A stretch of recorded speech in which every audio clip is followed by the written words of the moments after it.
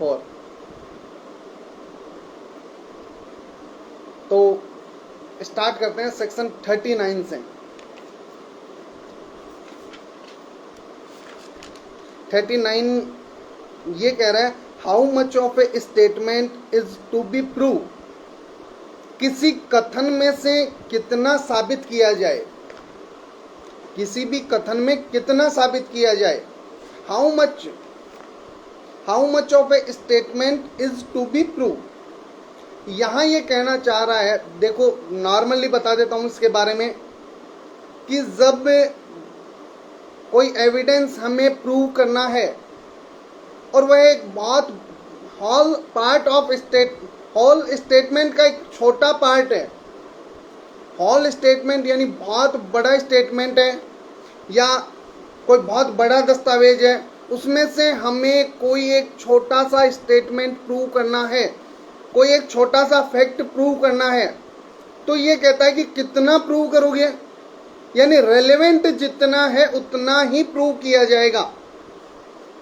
क्योंकि कोर्ट के पास इतना टाइम नहीं है कि वो तुम्हारे पूरे दस्तावेज को खंगाले। नो, वह सिर्फ उतना ही देखेगा जितना मामले में रेलेवेंट है, यानी जितना स्टेटमेंट यहां लगे कि रेलेवेंट है उतना प्रूव कर दो और उतना ही पेश कर दो, बाकी आपको पेश करने की जरूरत नहीं है। जैसे एज ए उदाहरण मैं बताता हूं, बही खाते होते हैं दुकान के, उसमें बहुत पर्सन्स के खाते डले हुए होते हैं, इंडिविजुअल एक पर्सन के खिलाफ सूट आता है, तो हमें सिर्फ उसी की एंट्रियां वहां शो करनी है, सभी की नहीं। क्लियर? चलो देखते हैं, सेक्शन पे आते हैं। What evidence to be given when statement forms part of a conversation, document, electronic record, book or series of letter or papers? When any statement of which evidence is given form part of a longer statement or of a conversation or part of an isolated document, or is contained in a document which form part of a book, or is contained in part of electronic record or of a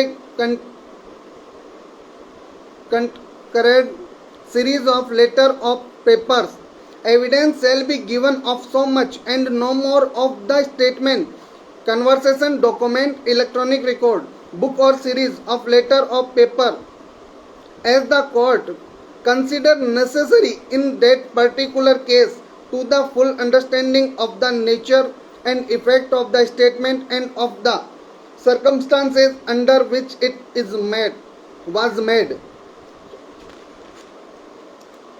जबकि कथन किसी बातचीत, दस्तावेज, electronic अभिलेख, पुस्तक अथवा साक्ष्य पत्रों अथवा पत्रों या कागज पत्रों की आवली का भाग हो, तब क्या साक्ष्य दिया जावे।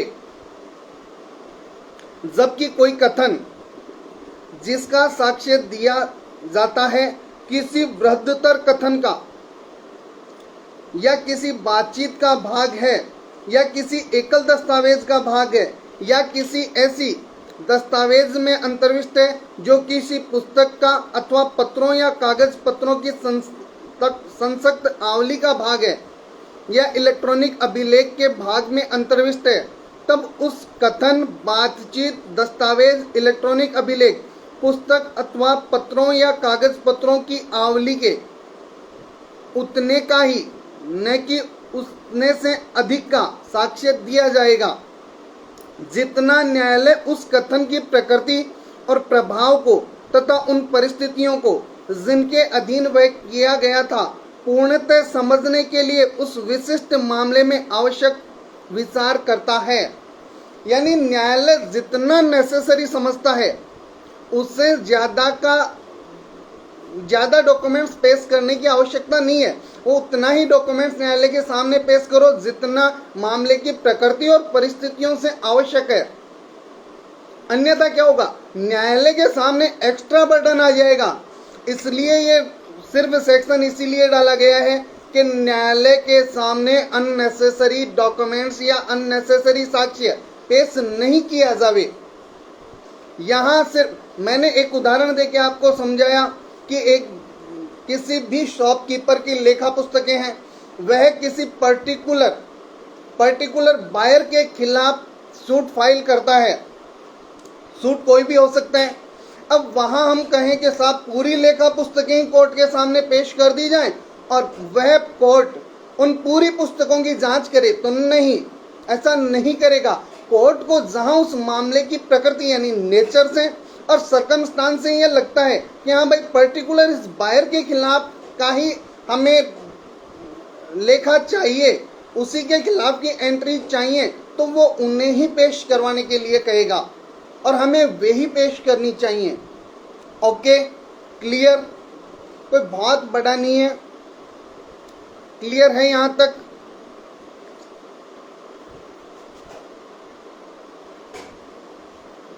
देखो अब चलते हैं, न्यायालय के निर्णय कब सुसंगत हैं। Judgment of court of justice when relevant, यानी न्यायालयों के निर्णय जजमेंट ऑफ कोर्ट कब रेलेवेंट होंगे। जजमेंट ऑफ कोर्ट की बात करें, साधारणतः हम बात करें तो न्यायालय के पूर्व निर्णय साधारणतः रेलेवेंट नहीं होते। कब रेलेवेंट होते हैं ये बता रखा है 40 में, 41, 42 और 43, ठीक है। और फिर अगर एक बार न्यायालय ने किसी पूर्व निर्णय को ले लिया या न्यायालय ने, तो उसमें कपट अगर फ्रॉडफुल है या इनकॉम्पिटेंट कोर्ट है, तो ये सारी चीजें हम साबित कर सकते हैं। ये कहता है सेक्शन 44। चलते हैं सेक्शन 40 में।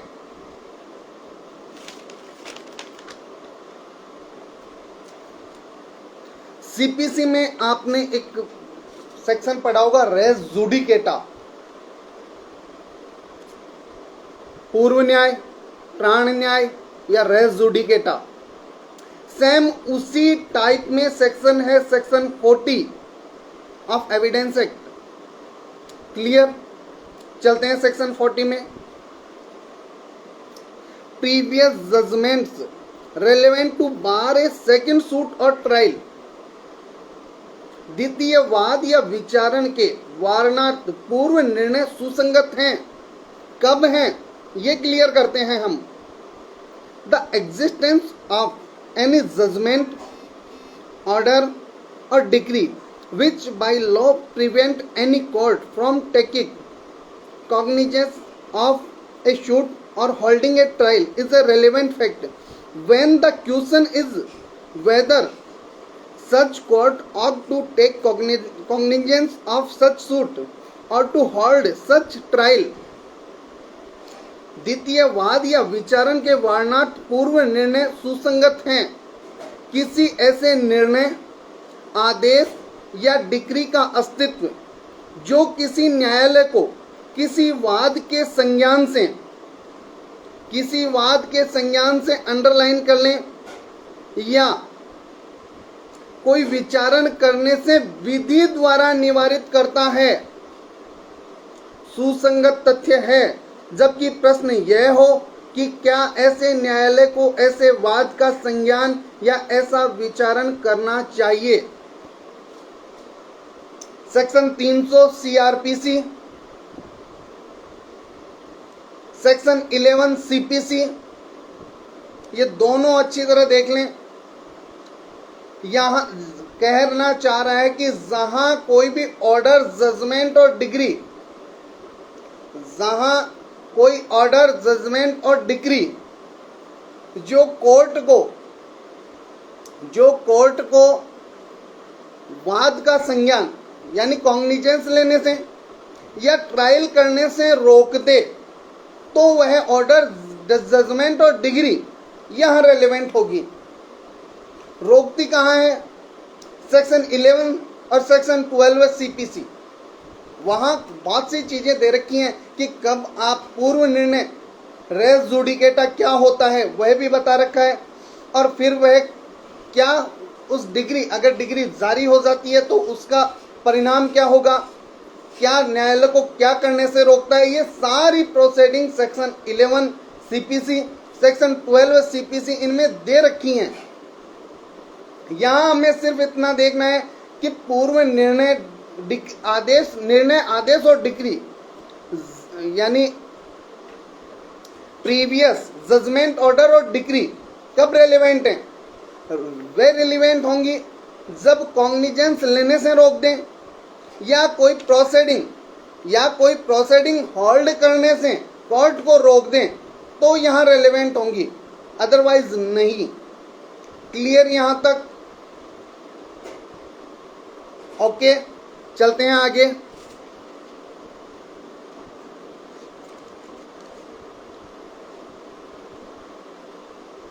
सेक्शन 41 जो कि हम पहले क्लियर कर चुके हैं कंक्लूसिव प्रूफ में, जहां हमने कंक्लूसिव प्रूफ पढ़ा था, उसके साथ सेक्शन 41, 112 और 113 ये तीनों सेक्शन पढ़े थे।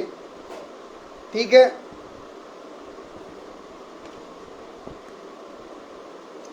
दीपक जी को समझ नहीं आया, चलो क्लियर करते हैं वापस कि न्यायालय के प्रीवियस ऑर्डर, जजमेंट और डिक्री, बिल्कुल समझ आ रहा हूं। न्यायालय ने जहां पहले कोई निर्णय दिया है या कोई डिक्री जारी की है या कोई जजमेंट दिया है, ऑर्डर, जजमेंट और डिक्री, ये तीनों कब रेलेवेंट होंगी। एविडेंस एक्ट के तहत ये कहना चाह रहा है कि न्यायालय के द्वारा दिए गए पूर्व के निर्णय, आदेश और डिक्री कब रेलेवेंट होगी। अगर उस निर्णय, आदेश और डिक्री द्वारा कोई फर्दर प्रोसीडिंग करने से न्यायालय को रोक दिया जाता है, यानी ऐसा प्रोविजो लॉ में है कि वह आदेश, निर्णय और डिक्री न्यायालय को फर्दर प्रोसीडिंग से रोक दे, तो वह रेलेवेंट होगी। उदाहरण के लिए मैं समझा देता हूं, सेक्शन 11 सीपीसी है, यहां उल्टा आएगा लेकिन क्योंकि फ्रंट कैमरा चालू कर रखा है। सेक्शन 11 सीपीसी कहता है कि अगर कोई प्रोसीडिंग चालू है, अगर कोई यानी पूर्व में न्यायालय का कोई निर्णय आ चुका है, सेम पार्टीज हैं या उनके हित प्रतिनिधि सेम हैं, दूसरा इश्यू सेम है और न्यायालय द्वारा, कॉम्पिटेंट कोर्ट द्वारा उसकी सुनवाई की जा चुकी है, एडजुडिकेट किया है न्यायालय ने, तो वह पश्चातवर्ती वाद की कार्रवाई रोक देगा, वह उसे नहीं सुनेगा। सेक्शन 11 सीपीसी कहता है। तो यहां हम ला रहे हैं सेक्शन 40 में, तो वह जो पूर्व निर्णय आ चुका, पहले का जो निर्णय आ चुका, वह बाद की कार्रवाई में रेलेवेंट होगा। क्लियर? क्योंकि वह न्यायालय को फर्दर प्रोसीडिंग से रोक रहा है। क्लियर? अब कहीं कोई दिक्कत हो तो आप मुझे बता दें। जहां ऐसा कोई निर्णय, आदेश और डिक्री, प्रीवियस जजमेंट, ऑर्डर और डिक्री जो न्यायालय को फर्दर प्रोसीडिंग से रोक दे, एक ही चीज याद रखो, न्यायालय को फर्दर प्रोसीडिंग से रोक दे तो वह रेलेवेंट होगी। क्लियर? ओके, चलते हैं सेक्शन 42 में। 41 मैंने पहले क्लियर कर दिया था।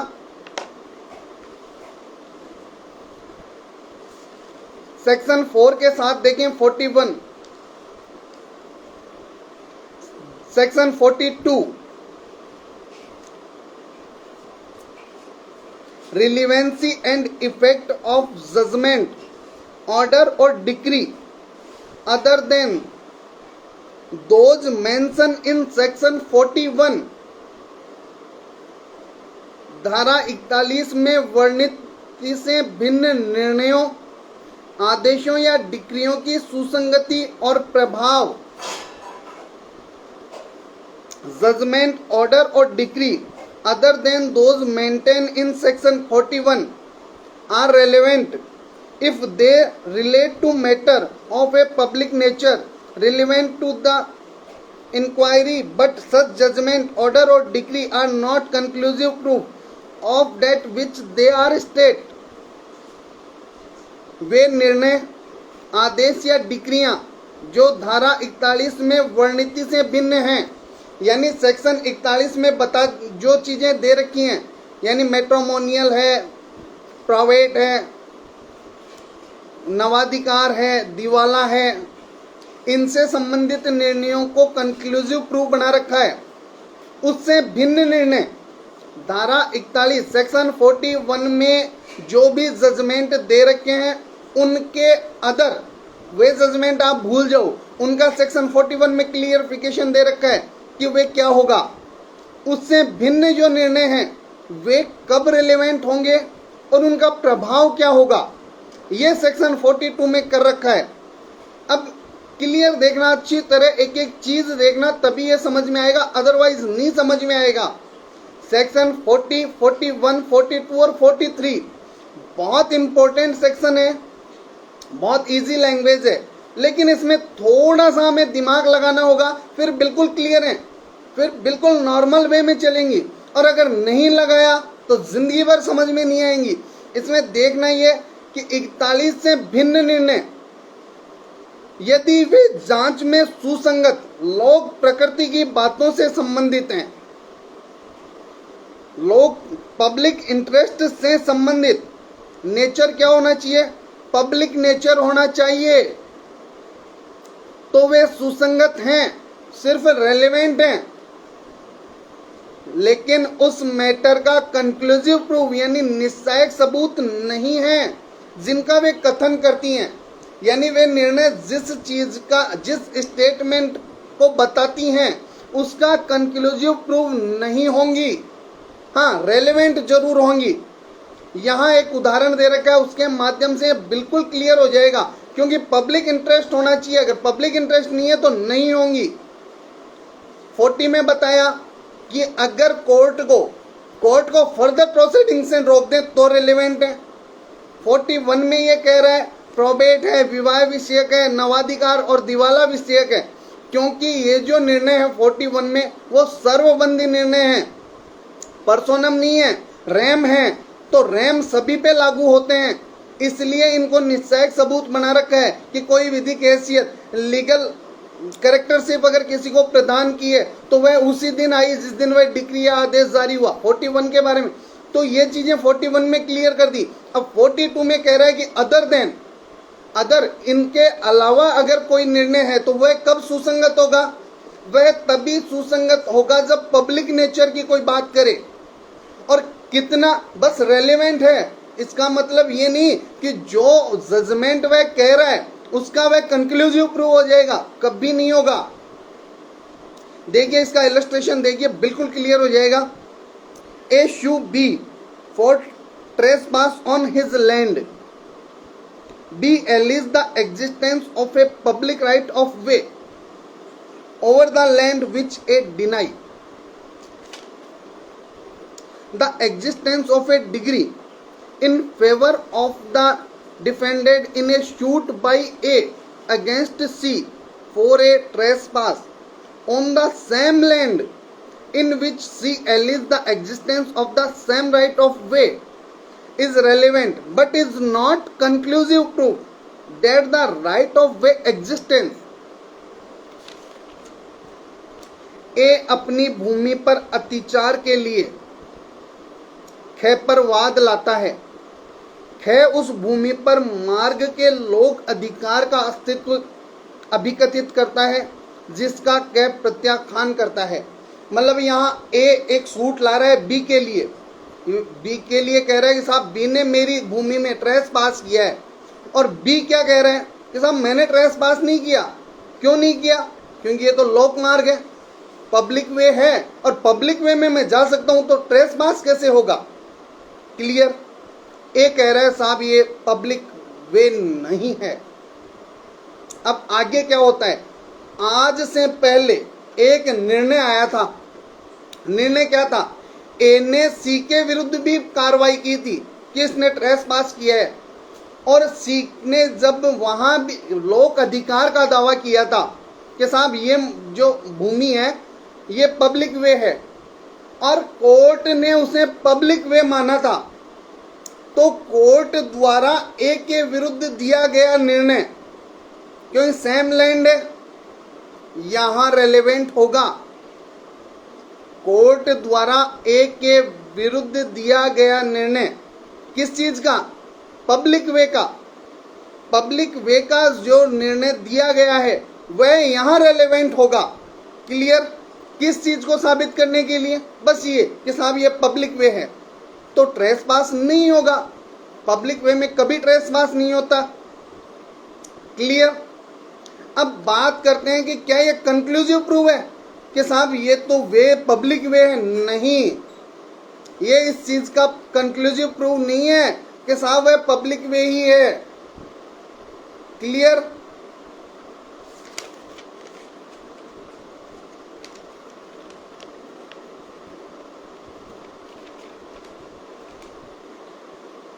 Clear?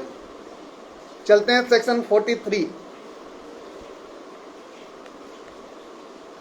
Judgement etcetera other than those mention in section 40 to 42 when relevant.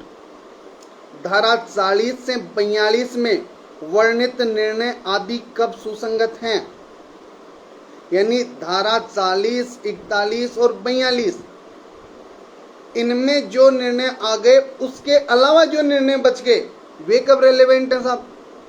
तो वे यह बताएगा कि वे कब रेलेवेंट हैं। जजमेंट, ऑर्डर और decree other than those mention in section 40, 41 and 42 are irrelevant unless the existence of such judgment, order or decree is a fact in issue or is relevant under some other provision of the act। यानी ये कहना चाह रहे हैं कि धारा 40, 41 और 42 में वर्णित से भिन्न निर्णय अदर देन 40, 41 और 42 रेलेवेंट नहीं होंगे, सुसंगत नहीं होंगे। नॉर्मल है कि सुसंगत नहीं होंगे। सुसंगत कब होंगे? जब वे या तो खुद फैक्ट इन इश्यू है या फिर इसी अधिनियम में और कोई प्रोविजन यानी और कोई सेक्शन उन्हें रेलेवेंट बनाता है तो ही रेलेवेंट होंगे, अदरवाइज रेलेवेंट नहीं होंगे। क्लियर? पढ़ देता हूं एक बार हिंदी में। धारा 40, 41 और 42 में वर्णित से भिन्न निर्णय, आदेश या डिक्रियां विसंगत हैं। नॉर्मल याद रखना, और हमेशा यहां से क्वेश्चन उठ के आता है, चाहे किसी जुडिशियली के एग्जाम हो, किसी पीएससी ने एग्जाम ले रखी हो। ये सेक्शन इतना इंपॉर्टेंट है कि यहां से हर बार एक क्वेश्चन आता है, चाहे प्री हो या मेंस हो, और अधिकांशतः का क्वेश्चन गलत होता है क्योंकि समझा हुआ नहीं होता। 90% स्टूडेंट्स का क्वेश्चन यहां से आता है और गलत हो जाता है, इसलिए ध्यान रखना। विसंगत है जब तक कि वे ऐसे निर्णय, आदेश या डिक्री का अस्तित्व, यानी जो अस्तित्व है किसका? निर्णय, आदेश और डिक्री, वही विवादक तथ्य हो गया तो साहब रेलेवेंट है। जब खुद निर्णय, आदेश या डिक्री का अस्तित्व ही विवादक तथ्य हो, एग्जिस्टेंस ऑफ डिक्री, जजमेंट और ऑर्डर फैक्ट इन इश्यू हो, तो फिर रेलेवेंट है। और दूसरा, वह इस अधिनियम के किसी अन्य उपबंधों में नॉर्मली देख लें, सेक्शन 11 में, 12 में या 8, 11, 13 और 14, सेक्शन 8, 13, 11, 14, इनमें अगर रेलेवेंट है तो भी यहां रेलेवेंट होगा। क्लियर? क्योंकि वहां बात ही यही कर रहा है। अब देखिए, हम इसके इलस्ट्रेशन देखते हैं तो एक एक चीज क्लियर हो जाएगी। A and B separately sue C for a libel which reflect upon each of them C in each case say that the matter alleged to be libelous is true, and the circumstances are such that it is probably true in each case or in neither. A obtain a degree against C for damages on the ground that C failed to make out his judgment. The fact is irrelevant as between B and C. क और ख किसी अपमान लेख के लिए जो उनमें से हर एक पर लांछन लगाता है, ग पर पृथक पृथक वाद लाते हैं। यानी सी ने कोई ऐसा अपमान लेख प्रकाशित किया है जो ए और बी दोनों के लिए है। ए और बी सेपरेट सूट लाते हैं, ए अलग से लाता है, बी अलग से लाता है।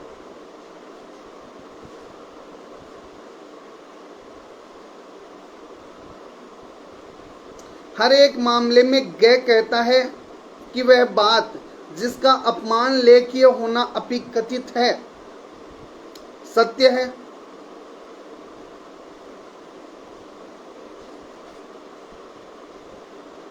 और परिस्थितियां ऐसी हैं कि वह अधिसंभाव्यत है, या तो हर एक मामले में सत्य है या किसी में नहीं। यानी सर्कमस्टांस भी ऐसी हैं कि या तो सत्य होंगी तो दोनों मामलों में होंगी। जो उसमें अपमान लेख है, जो परिस्थितियां हैं, जो स्टेटमेंट है, या तो दोनों में सत्य है या फिर किसी में भी नहीं है। ग के विरुद्ध क्या यह ख और ग के बी और सी के बीच रेलेवेंट होगी? नहीं होगी, क्योंकि हो सकता है, यहां हो सकता है कि वह अपनी डिफेंस साबित कर सके और कोई कारण रहा हो उसमें। Clear? A prosecute B for adultery with C, A's wife.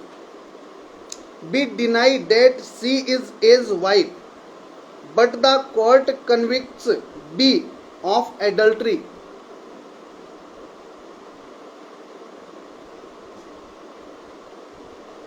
गौरव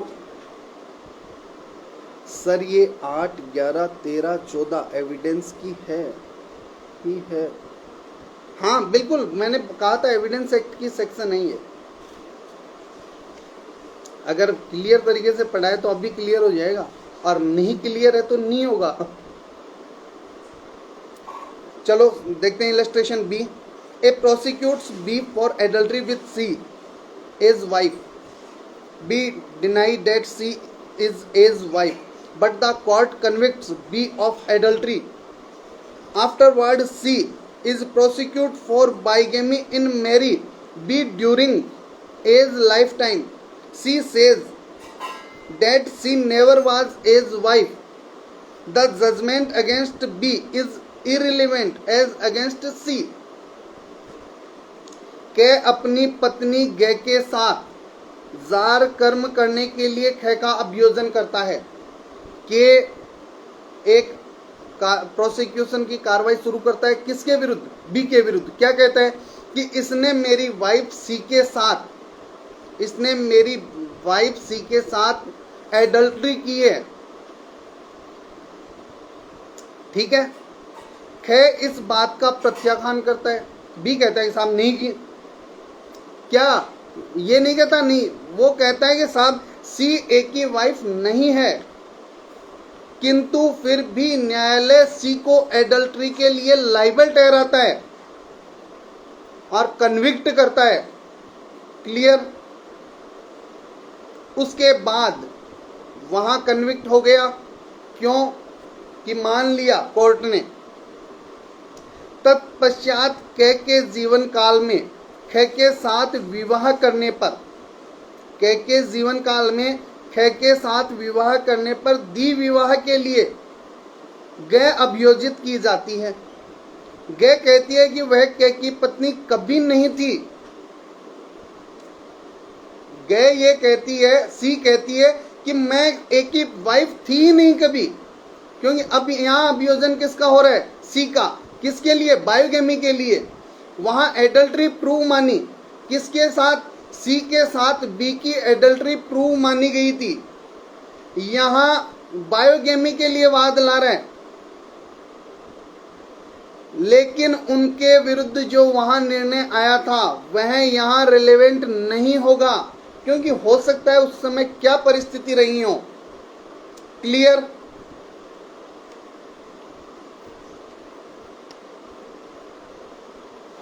सी, यहां तक क्लियर है? सी में चलते हैं। A prosecutes B for stealing a cow from him, B is convicted. A afterwards sues C for the cow which B had sold to him before his conviction. As between A and C, the judgment against B is irrelevant. ख का अभियोजन क इसलिए करता है कि उसने क की गाय चुराई है। ए की एक काऊ है जिसको बी ने चुरा लिया, इसलिए उसका अभियोजन चल रहा है। चुराया नहीं चुराया ये कोर्ट डिसाइड करेगा। यहां अभियोजन चल रहा है और ए कह रहा है कि बी ने मेरी गाय चुरा ली, और बी कन्विक्ट किया जाता है कोर्ट के द्वारा। तत्पश्चात उसके बाद कै उस गाय के लिए जिसे ख ने दोष सिद्ध होने से पूर्व गै को बेच दिया था, गै पर वाद लाता है। ख का अभियोजन कै इसलिए करता है कि उसने कै की गाय चुराई, ख दोष सिद्ध कर दिया जाता है। तत्पश्चात के उस गाय के लिए जिसे ख ने दोष सिद्धि होने से पूर्व गै को बेच दिया था, ख ने गाय चुराई और कन्विक्शन होने से पहले ही सी को बेच दिया। गै पर वाद लाता है। ख के विरुद्ध वह निर्णय क और गै के बीच विसंगत है। यानी यहां देखो, यहां भी वही पॉइंट है कि ए एक प्रोसिक्यूशन लाता है, बी के विरुद्ध एक कार्रवाई शुरू करवाता है। क्या कहता है कि साहब बी ने मेरी गाय चुरा ली, बी ने दोष सिद्धि कन्विक्ट होने से पूर्व उस गाय को सी को बेच दिया। यहाँ बी को प्रूव मान लिया, बी के लिए ये मान लिया कि साहब हाँ, बी को कन्विक्ट कर दिया कि साहब इसने गाय चुराई है। लेकिन फिर सी के विरुद्ध वाद लाता है कि साहब ये तो वो गाय है जो बी ने सी को बेची थी। तो यहाँ जो ए और बी के विरुद्ध जो ए को निर्णय प्राप्त हुआ उसके तहत वह सी से गाय प्राप्त नहीं कर सकता, यहाँ वह रिलेवेंट नहीं होगा। क्लियर कर लें? Clear? D, A has obtain a degree for the possession of land against B. C. B's son murdered A. In consequence, the existence of the judgment is relevant as showing motive for a crime. Motive कहाँ है? Motive कहाँ है ये देखना। यहाँ क्यों relevant हो रहा है? मैंने कहा था सेक्शन 8, 11, 30 और 40, तो ये चीजें यहाँ आ रही हैं। अब मोटिव साबित करने के लिए देखना, कहने ख के विरुद्ध भूमि के कब्जे की डिग्री अभी प्राप्त की है। कहने ख के विरुद्ध ख का पुत्र ग परिणाम स्वरूप क की हत्या करता है। उस निर्णय का अस्तित्व अपराध का हेतु दर्शित करने के नाते सुसंगत है। यानी ए ने बी के विरुद्ध एक डिग्री अभी प्राप्त की है, किसकी? पोजेशन ऑफ लैंड की। अब यहाँ बी का जो पुत्र है सी, वो ए की मर्डर कर देता है। क्यों? क्योंकि उसने डिग्री प्राप्त कर ली। क्लियर? अब यहाँ डिग्री प्राप्त कर ली, अब मर्डर की प्रोसीडिंग चल रही है, तो मर्डर में क्या ये रिलेवेंट होगा? बिल्कुल। क्यों रिलेवेंट होगा? क्योंकि ये मोटिव साबित कर रहा है। और मोटिव हमने पढ़ा था सेक्शन 8 में कि जहां हेतु तैयारी या पूर्व पश्चात का आचरण, हेतु तैयारी एवं पूर्व पश्चात का आचरण रिलेवेंट होगा, तो यहां ये साबित कर रहे हैं मोटिव, इसलिए रिलेवेंट है। बाकी नहीं, अगर मोटिव साबित नहीं करता तो रिलेवेंट नहीं होता। पूर्व दोष सिद्धि अगर साबित करनी है तो भी रिलेवेंट होगा। जब इनका खुद एग्जिस्टेंस ही, निर्णय डिग्री का एग्जिस्टेंस ही या विवादक तथ्य हो, फैक्ट इन इश्यू हो, तो भी रिलेवेंट है, अदरवाइज नहीं होगा। बिल्कुल, मैं अभी पढ़ लूंगा आपके कमेंट्स और फिर जवाब दे दूंगा, एक बार देख लें। अब है डी हो गया, ई में चलते हैं। A is charge with theft and with having been previously convicted to of theft, the previous conviction is relevant as a fact in issue. कैपर चोरी का और चोरी के लिए पूर्व दोष सिद्धि का आरोप है। पूर्व दोष सिद्धि यानी ए पर आरोप है कि उसने चोरी की है और दूसरा आरोप है कि उसने पहले भी चोरी की थी। सेक्शन 75 वर्धित दंड की बात करता है आईपीसी। सेक्शन 75 आईपीसी वह क्या कहता है कि चैप्टर 12 है और chapter 17 of IPC offence related to coin और ऑफेंस अगेंस्ट प्रॉपर्टी में अगर किसी व्यक्ति को 3 वर्ष से अधिक कन्विक्ट किया जाता है और 3 वर्ष से अधिक की सजा दी जाती है और तत्पश्चात वह वैसा ही अपराध करता है तो उसे वर्धित दंड दिया जाएगा। अब वर्धित दंड दिए जाने के लिए पूर्व दोष सिद्धि साबित करना यहाँ आवश्यक है। तो प्रीवियस कन्विक्शन साबित करने के लिए पहले का जो निर्णय दिया गया है कोर्ट के द्वारा वह यहाँ रेलेवेंट होगा। क्लियर? चलते हैं लास्ट में। F, A is tried for the murder of B. The fact that B prosecute A for libel and that A was convicted and sentence is relevant under section 8 is showing the motive for the fact in issue। खे की हत्या के लिए कै विचारित किया जाता है? क्या ए विचारित किया जा रहा है किसके लिए? बी के मर्डर के लिए। यह तथ्य कि बी ने कै पर अपमान लेख के लिए अभियोजन चलाया था, यानी बी ने ए के ऊपर अपमान लेख के लिए अभियोजन चलाया था और कै दोष से तो दंडित किया गया था, यानी ए को वहां भी अभियोजन के परिणाम स्वरूप कन्विक्ट किया गया था। धारा 8 के अधीन विवादक तथ्य का हेतु, यहाँ विवादक तथ्य क्या है कि उसने मर्डर किया। क्यों किया तो मोटिव है यहाँ क्या कि भाई पहले भी अभियोजन चलाया था और उसमें वो हार गया था, उसे वहां कन्विक्ट किया गया था। यहाँ कन्विक्ट कराने का एक जो मोटिव है इसलिए यह रिलेवेंट है, अदरवाइज नहीं होता। क्लियर? एक सेक्शन और है वह देख लें, उसके बाद आपकी प्रॉब्लम क्लियर। सेक्शन 44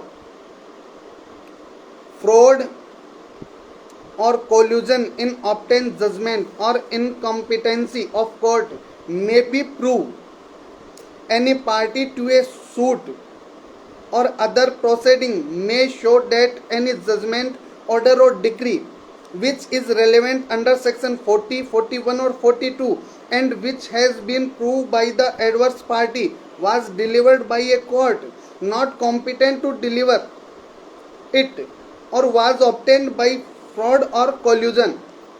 निर्णय अभिप्राप्त करने में कपट या दुर्भिसंधि अथवा न्यायालय की असक्षमता साबित की जा सकेगी। वाद या अन्य कार्रवाई का कोई भी पक्षकार यह दर्शित कर सकेगा कि कोई निर्णय आदेश या डिक्री जो 40, 41 या 42 में सुसंगत है और जो प्रतिपक्षी द्वारा साबित की जा चुकी है, ऐसे न्यायालय द्वारा दी गई थी जो उसे देने के लिए असक्षम था या कपट या दुर्भिसंधि द्वारा अभिप्राप्त की गई थी। यानी 40, 41 और 42 में एडवर्स पार्टी ने पूर्व का जो निर्णय है उसको प्रूव कर दिया, तो ये प्रतिरक्षा बताएगी उस पार्टी के लिए कि वह यह कह सकता है कि जो पूर्व में निर्णय आदेश या डिक्री जिस कोर्ट द्वारा दी गई थी वह सक्षम नहीं था, दूसरा सक्षम था लेकिन कपट या दुर्भिसंधि द्वारा, फ्रॉड और कोल्यूजन द्वारा प्राप्त की गई थी, ये आप साबित कर सकते हैं। क्लियर? ओके, अब आपके जो भी ये आए हुए हैं क्वेरीज हैं उनका एक एक का आंसर देता हूँ। एक बार मैं इसे सीधे कर लेता हूँ, ठीक है, फिर आप बता देना। हाँ, अब मैं एक एक के कमेंट्स पढ़ता हूँ।